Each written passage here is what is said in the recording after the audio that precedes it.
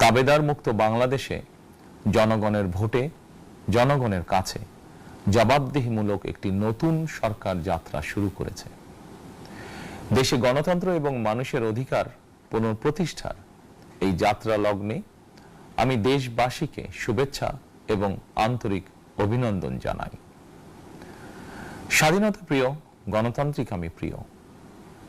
জনগণের কারণেই দেশে আবার মানুষের অধিকার, সম্মান এবং মর্যাদা পুনঃপ্রতিষ্ঠার সুযোগ সৃষ্টি হয়েছে।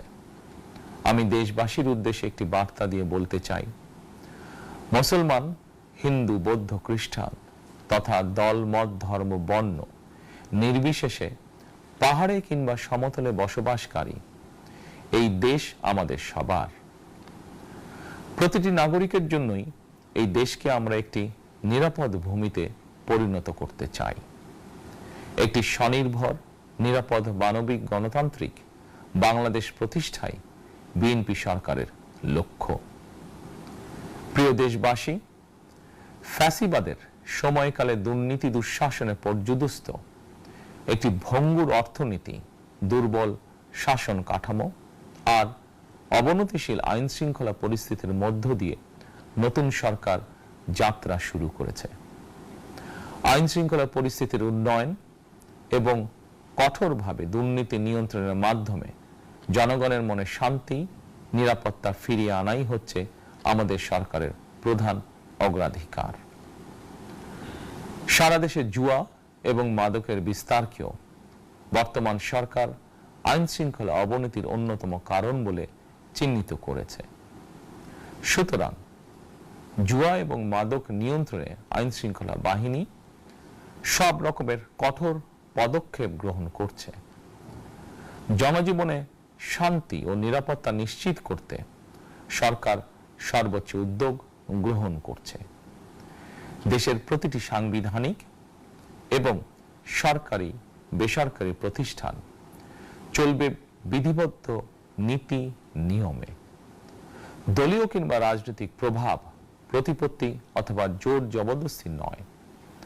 আইনের শাসনই হবে রাষ্ট্র পরিচালনার শেষ কথা।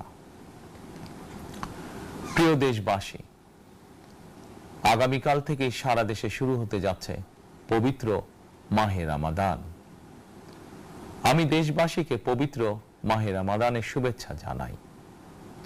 রমাদান আত্মশুদ্ধির মাস। আমরা যদি আত্মশুদ্ধি শব্দটির মর্মার্থ উপলব্ধি করি, তাহলে এই মাসে মানুষের ভোগান্তি বাড়ার কথা নয়। যদিও আমাদের অনেকের মধ্যেই এই মাসটিকে ঘিরে ব্যবসায় অধিক মুনাফা লাভের প্রবণতা লক্ষণীয়। আপনাদের প্রতি আমার বিনীত আহ্বান, রমাদানের পবিত্রতা রক্ষার্থে এই মাসটিকে আপনারা ব্যবসা মুনাফা লাভের মাস হিসাবে পরিগণিত করবেন না।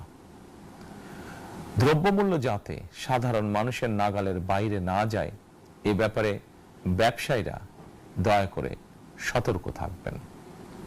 হাজারো প্রাণের বিনিময় একটি মাফিয়া সিন্ডিকেটের পতন ঘটিয়ে রাষ্ট্র এবং সরকারের জনগণের অধিকার প্রতিষ্ঠার অঙ্গীকার নিয়েই আমরা রাষ্ট্র পরিচালনার দায়িত্ব গ্রহণ করেছি।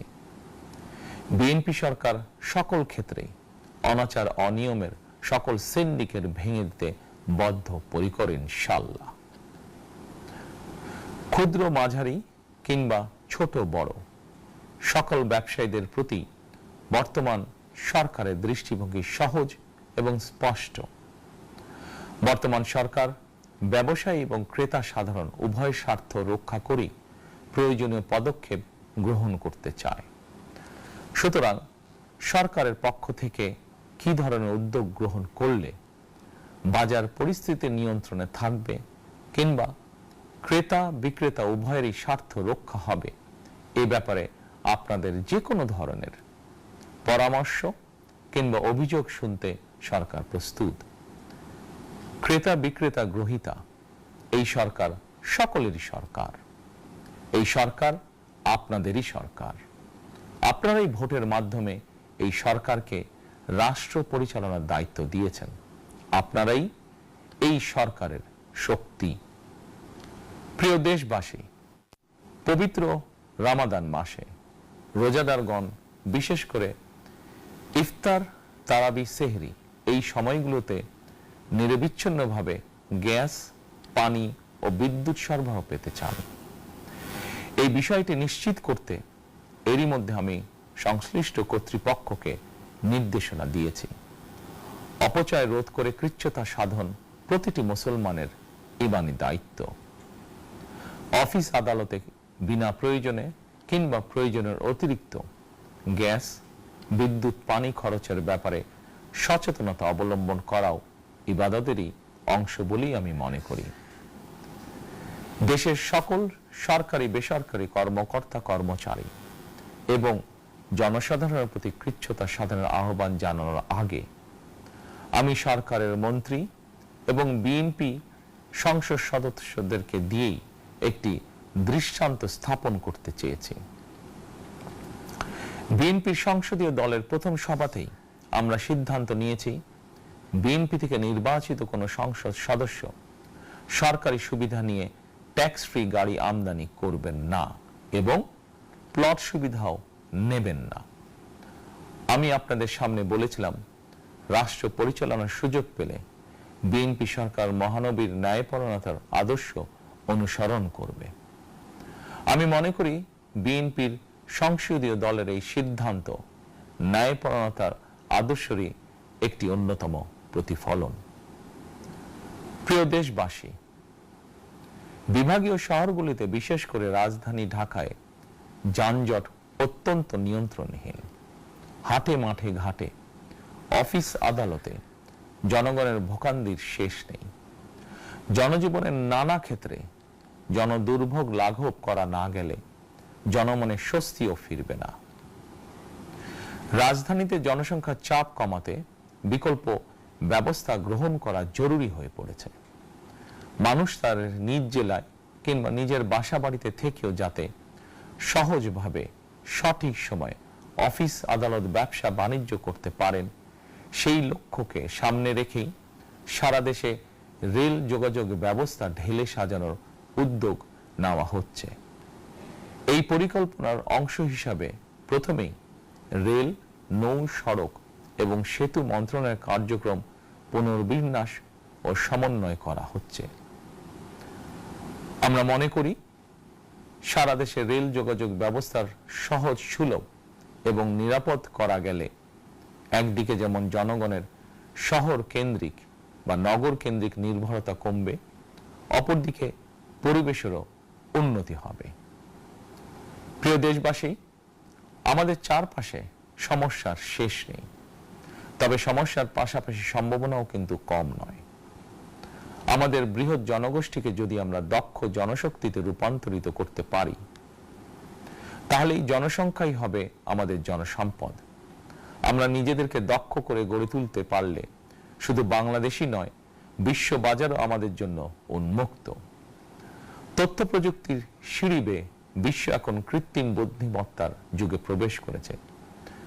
প্রযুক্তির এই প্রতিযোগিতামূলক বিশ্বে সম্মান এবং স্বচ্ছতার সঙ্গে টিকে থাকতে হলে আমাদেরকে কোনো না কোনো একটি বিষয় বা কাজে পারদর্শী হতে হবে। দেশের কোটি কোটি শিক্ষার্থী এবং তরুণ যুবশক্তির উদ্দেশ্যে বলতে চাই, মেধায়, জ্ঞানে, বিজ্ঞানে নিজেদেরকে যোগ্য করে গড়ে তোলার জন্য যত রকমের সহযোগিতা দেওয়া যায় সব রকমের সহযোগিতা দিতে বর্তমান সরকার প্রস্তুত। কর্মসংস্থান এবং কর্ম পরিবেশ নিশ্চিত করার সুনির্দিষ্ট অঙ্গীকার নিয়ে বর্তমান সরকার যাত্রা শুরু করেছে। প্রিয় দেশবাসী, দীর্ঘ 18 বছর পর দেশে ফিরে গত বছর 25শে ডিসেম্বর আমি বলেছিলাম দেশ এবং জনগণের জন্য আই হ্যাভ এ প্ল্যান। 12ই ফেব্রুয়ারি জাতীয় নির্বাচনের আগে দেশের বিভিন্ন স্থানে ঘুরে আমার প্ল্যান, পরিকল্পনার অনেক কিছু আমি আপনাদের সামনে তুলে ধরেছিলাম। আপনারা স্বাধীনতার ঘোষকের প্রতিষ্ঠিত দল বিএনপিকে ভোট দিয়ে রাষ্ট্র পরিচালনার দায়িত্ব দিয়েছেন, সকল পরিকল্পনা বাস্তবায়নের সুযোগ দিয়েছেন। এখন এই সুযোগকে কাজে লাগিয়ে সকল অঙ্গীকার পূরণ করার দায়িত্ব বিএনপি সরকারের। আমরা আমাদের পরিকল্পনা এবং প্রতিশ্রুতি বাস্তবায়নের কাজ শুরু করে দিয়েছি ইনশাআল্লাহ। অঙ্গীকার পূরণের এই যাত্রা পথে আমরা ভবিষ্যতের দিনগুলোতেও আপনাদের অব্যাহত সমর্থন প্রত্যাশা করি। প্রিয় দেশবাসী, সরকার প্রধান হিসাবে আমি দেশবাসীর উদ্দেশ্যে একটি বিষয়ে প্রতি দৃষ্টি আকর্ষণ করে বলতে চাই। নবগঠিত সরকার গঠনের সুযোগ দিতে যারা বিএনপিকে ভোট দিয়েছেন কিংবা দেননি অথবা কাউকেই ভোট দেননি, এই সরকারের প্রতি আপনাদের সবার সমান অধিকার। বিএনপি সরকার বিশ্বাস করে দল মত ধর্ম দর্শন যার যার, রাষ্ট্র সবার। এই দেশে এই রাষ্ট্রে একজন বাংলাদেশী হিসাবে আপনার আমার আমাদের প্রতিটি বাংলাদেশী নাগরিকের অধিকার সমান। প্রিয় দেশবাসী, আল্লাহ আমাদের সবাইকে নিরাপদ এবং সুস্থ রাখুন। আল্লাহ আমাদের সকলকে ইতিবাচক পরিকল্পনাগুলো বাস্তবায়নের তৌফিক দিন। পবিত্র রমাদান মাস শুরুর শুভ লগ্নে আল্লাহর দরবারে এই নিবেদন রেখে আমার বক্তব্য শেষ করছি। আল্লাহ হাফেজ।